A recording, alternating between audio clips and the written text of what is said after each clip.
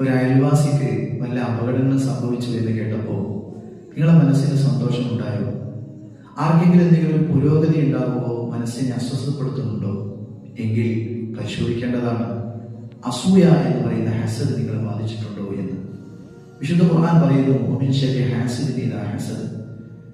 ഒരു അസൂയക്കാരൻ അസൂയ പ്രകടിപ്പിക്കുമ്പോൾ അവന്റെ ഉപദ്രവത്തിൽ നിന്ന് അള്ളാഹുവിനോട് കാവൽ ചോദിക്കണമെന്ന്. അത്ര വലിയ ഉപദ്രവമാണത്. ഒരു നല്ല ആരോഗ്യമുള്ള മനുഷ്യനെ ഖബറിലേക്കും ഒട്ടകത്തെ ചട്ടിയിലേക്കും എത്തിക്കുന്നതാണത്. ഇന്നൽ ഹസദ യഅ്കുലുൽ ഹസനാ, നന്മകളെ ഹസദ് തിന്നു തീർക്കുന്നു. കമാ തഅ്കുലു നാറുൽ ഹതബ, വിറകിനെ തീ തിന്ന് നശിപ്പിക്കുന്നത് പോലെ, ഉപ്പ് വെച്ച് കലം പോലെ ദ്രവിച്ചില്ലാതെയാകുന്നു.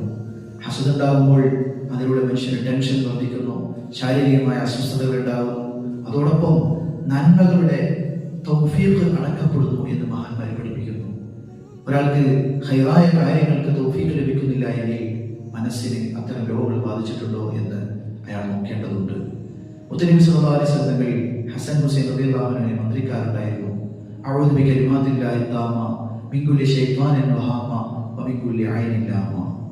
അസൂയയുടെ നോട്ടത്തിൽ നിന്ന്, ശൈത്താനിൽ നിന്ന്, എല്ലാവിധ കുതന്ത്രങ്ങളിൽ നിന്നും കാവൽ തേടുന്നു എന്ന് മുത്തനബി സല്ലല്ലാഹു അലൈഹി വസല്ലം ആ മന്ത്രം ചെയ്തത് കാവലിന് വേണ്ടിയാണ്. അള്ളാഹു അനുഗ്രഹിക്കട്ടെ.